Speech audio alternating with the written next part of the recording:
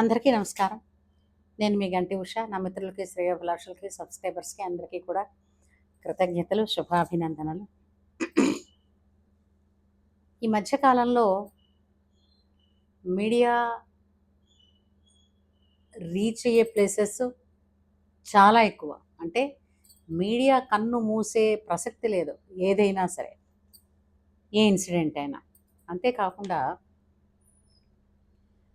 చట్టం కూడా ఎన్నో వెసులుబాట్లు ఇచ్చింది. అట్లాగే ఎన్నో ప్రొటెక్షన్ కోసం ఇచ్చినటువంటి ఇప్పుడు షీ టీమ్స్ కావచ్చు, అది ఆడపిల్లలకి సేఫ్టీ కోసం ఎన్నో ఇచ్చింది.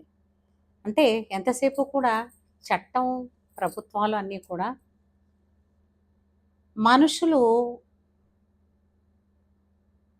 ఆరోగ్యంగా, ఆనందంగా సమాజంలో బతకడం కోసమే హెల్ప్ చేస్తున్నాయి. అవి చట్టాల పరంగా కావచ్చు, భద్రతా విశేషాల దృష్ట్యా ఏదైనా. కానీ ఇవి ఎంతగా విస్తరించి మనిషికి సెక్యూరిటీని ఇస్తున్నాయో అంతగా మనిషి మనుగడ ప్రశ్నార్థకం అయిపోతుంది. ఎందుకు అనంటే జరుగుతున్నటువంటి ఇన్సిడెంట్స్ ఏది చూసినా సరే మనుషుల్ని చంపుకుంటున్నారు. నిజమంటారా కారా? ఈ మధ్యకాలంలో ప్రత్యేకించి మనిషే దారుణంగా, పైశాచికంగా, రాక్షసంగా, క్రూరంగా చంపుకుంటూ, హతమార్చుకుంటూ, పైపెచ్చు చంపినాక కూడా కసి తీరక, పగ చల్లారక దేహాన్ని ముక్కలుగా కోసి, ఛిద్రం చేసి, వాటిని కుక్కర్లో పెట్టి ఉడికించిన వాడు ఒకడైతే, తీసుకొచ్చి అదేమిటది డస్ట్బిన్ కవర్లలో మూట కట్టేసి ఇంకెక్కడో పడేసిన వాడు ఒకడు.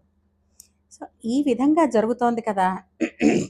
కారణం ఏమై ఉంటుంది? ఎందుకంటే ఇది ఎంతగా విస్తరిస్తోందో అంతగా మనుషులు అన్నవాళ్ళు ఆలోచించుకొని జాగ్రత్త పడాల్సిన అవసరం ఎంతైనా ఉంది. దీనికి ఏదో తిలాభాగం తలా పిడికెడు అన్నట్టుగా ఎన్నో కారణాలున్నాయి. ఈ కారణాలు ఏంటి అని అన్నది తెలుసుకుని ఒక్కటొక్కటిగా వాటిని మనం విడగొట్టి వాటిని నశింపచేసే ప్రయత్నం అయితే చేయాలి. మన వంతు అవుతుందా, మనకి శక్తి ఉందా, మనం ఎంతమంది అండి, ఇవన్నీ పక్కన పెడదాం. ప్రయత్నం అన్నది మానవ ధర్మం, చేసి తీరాలి. కాబట్టి చేద్దాం. అయితే ఇందులో నా ఊహకి తెలిసి కొన్ని కారణాలు ఎంపిక చేశాను. ఎంపిక చేయడం అని అంటే కనపడుతున్నాయి. వీటి ద్వారా ఈ విధంగా ఇందువలన కావచ్చు ఇలాంటి ఘోరాలు జరుగుతున్నాయి. కాబట్టి వీటిల్లో మార్పులు తెచ్చే ప్రయత్నం చేద్దామని. మొదటిది ఏంటి అని అంటే ఆహారం. ఎప్పుడైనా సరే ఇప్పటి కాలంలో దాదాపుగా 60% మంది ఆహారం అంటే ఈ జొమాటోలు, లేదంటే స్విగ్గీలు, వీటి మీద ఆధారపడిపోయారు అనడంలో సందేహమే లేదు. ఒకప్పుడు బయట కూరల మార్కెట్కి కానీ, ఇంకేదైనా పనికి కానీ ఇంటి ఇల్లాలు బయటికి వెళ్ళవలసి వస్తే మళ్ళీ రాగానే వెంటనే కాళ్ళు చేతులు కడుక్కొని రాత్రికి వంట కోసం ఉపక్రమించడమే. లేదా ఇంట్లో పెద్దవాళ్ళు ఎవరైనా ఉంటే ఈవిడ పని కోసం బయటికి వెళితే ఆ అత్తగారు అన్న ఆవిడ ఏదో కాస్త ఉడికించి వేయడం, ఆ రోజు పొద్దున్న పచ్చడి ఏదో రాత్రి ఉంచుకున్నారు అంటే ఇక్కడ మీకు ఒకటి స్పష్టం అవుతుంది. ఆహారం కోసం బయట ఆధారపడడం అన్నది చాలా తక్కువ అప్పట్లో. దాని వలననే ఆహారంలో ఉండేటటువంటి శౌచం అంటే ఇప్పుడు వాళ్ళు కూడా శుభ్రంగా చేయలేదు. శుభ్రం కాదండి, ఆలోచన విధానం. ఒక తల్లి అంటే ఒక ఇల్లాలు వంట వండుతోంది అనుకోండి, ఇంట్లో 4 మనుషులు ఉన్నారు, తను భర్త 2 పిల్లలు. ఆ ఆహారం ఎలా ఉంటుందండి? పిల్లాడికి ఇది ఇష్టం, మా వారికి ఇది ఇష్టం, పిల్లకి ఇది ఇష్టం అని ఒక ప్రేమ తత్వంతో వండుతుంది. ఇప్పుడు మిగిలిన చోట మనం తెప్పించుకుంటున్నామండి. వాళ్ళు శుభ్రత ఉండొచ్చు, కానీ ప్రేమ ఎందుకుంటుంది వాళ్ళకి? వాళ్ళు ఎంతసేపు they are doing their duties. వాళ్ళు మన జాబ్ మనం చేస్తున్నా ఉంటారు. ఆ జాబే ఉంటుంది. మనం డబ్బులు తీసుకుంటున్నాం కాబట్టి పని చేస్తున్నామని తప్పించి, అందులో ప్రేమ, మమత కలిసి ఉండే అవకాశాలు ఎంతున్నాయి. కాబట్టి మన ఆహారం మనకి సరియైన ఆలోచనలని ఇవ్వలేకపోతోందన్న ఒక కారణం కూడా కనపడుతోంది. మీరేమంటారు? ఎందుకంటే మనం తిన్న ఆహారంలో 6వ భాగం మన మనస్సుగా తయారవుతుంది అన్నప్పుడు, ఇప్పుడు ఏ ఆలోచన అయినా, ఏ టాక్సిక్ థింగ్ అయినా, ఎలాంటి క్రూరమైనటువంటి ఊహలైనా ఎక్కడ పుడుతున్నాయి? మనసులోనే కదా! ఈ మనసు సవ్యంగా ఉండేటట్టు మనం దానిని ట్రైనింగ్ ఇవ్వగలిగితే ఎలా? కొన్ని రకాల మెడిటేషన్స్ కావచ్చు, లేదా యోగా ఆసనాలు కావచ్చు, ప్రాణాయామం కావచ్చు. అంతేకాకుండా మనం తినే వండే ఆహార పదార్థాల్లో ఉండేటటువంటి మనం జోడించేటటువంటి ప్రేమ ఏదైతే ఉందో, ఇంటి ఆహారం అని ఎందుకంటారండి? ఇందుకోసమే. ఇవి కొంతవరకు మార్పును తీసుకురావచ్చు అన్నది ఖచ్చితంగా పెద్దలు అంటున్నటువంటి విషయమే. ఎందుకంటే ఇంకొక అంటే ఇప్పుడు ఆహారంతో పాటు ఆహారం గురించి అనుకున్నాం. ఈ ఆహారంలో ఇంకా ఎన్ని రకాల మార్పులు తెచ్చుకోవాలి? అసలు ఈ మధ్య కాలంలో మనిషి తింటున్నదేమిటి? ఏమి తింటున్నాడు? హ్మ్. ఇప్పుడు కొన్ని అంటే మెడిటేషన్స్ చాలా పెద్ద పెద్ద సెంటర్స్ వచ్చేసాయి. ఆ రకరకాల మెడిటేషన్స్ చేయించేవాళ్ళున్నారు. మరి అంతమంది మెడిటేషన్ చేస్తుంటే ఇంత మానసిక అసంతులిత ఎలా వచ్చింది? పాయింటే. అవునా కదా? అయితే మనం ఇక్కడ కొన్ని ఎన్కౌంటర్ చేయాల్సిన పనులు కూడా ఉన్నాయి. ఆహారంలో ముఖ్యంగా మనం చెప్పుకోవాలి అనంటే, జీవం ఉన్న వాటిని తింటున్నామా? జీవం లేని వాటిని తింటున్నామా? దీని మీద మీ అభిప్రాయం ముందు గనక తెలియజేస్తే, దీనిలో ఇంకొంచెం చర్చకి ముందుకెళదాం. ఇంకొక అభిప్రాయాన్ని నేను చెప్తాను. ఇంకొక కారణం కూడా. దాదాపుగా సంవత్సరానికి డెలివరీస్ అంటే పురుళ్ళు ఎలా అవుతున్నాయి అంటే, దాదాపు 1.2 మిలియన్ ఆఫ్ డెలివరీస్ అన్నీ కూడా సి సెక్షనే, సిజేరియనే. అంటే ఎంత తక్కువ పర్సంటేజ్‌లో నార్మల్ డెలివరీస్ అవుతున్నాయన్నది మీరు ఆలోచించండి. సాధారణంగా యూఎస్‌లో అయితే 68% లేడీస్ నార్మల్ డెలివరీని ప్రిఫర్ చేస్తారు. దానికి దీనికి సంబంధం ఏంటండి? ఈ మనుషులలో కొట్టుకు చావడానికి. అంటే కొన్ని డైరెక్ట్‌గా ప్రభావాన్ని చూపిస్తాయి, కొన్ని ఇండైరెక్ట్‌గా చూపిస్తాయి. ఏదైనా కార్యానికి ఈ కారణాలే ఈ 2 కూడా. వీటిని కూడా ఆలోచించవలసిన పనుంది. నార్మల్ డెలివరీకి, ఈ సి సెక్షన్ డెలివరీకి అంటే మనం రికవరీ పొజిషన్ కేవలం తల్లి గురించి ఆలోచిద్దాం. ఏది సేఫెస్ట్ అని అడిగితే ఎవరినైనా అడగండి. నార్మల్ డెలివరీ అయినటువంటి ఆవిడ, స్త్రీ ఎవరైతే ఉన్నారో ఆమె చాలా క్విక్‌గా రికవర్ అవుతారు.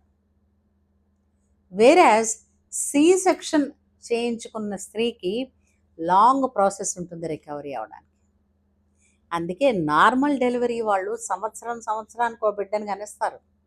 కనేయగలరు. పూర్వం అలాగే చేసేవారు. అదే సి సెక్షన్‌లో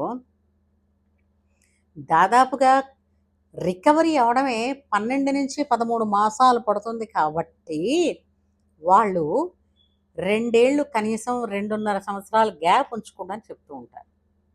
ఇప్పుడు అర్థమైందా? అయితే ఏమిటండి నార్మల్ డెలివరీస్ ఏదైనా డెలివరీయే కదా? కాదు. కాదు. నార్మల్ డెలివరీలో ఆలోచించండి.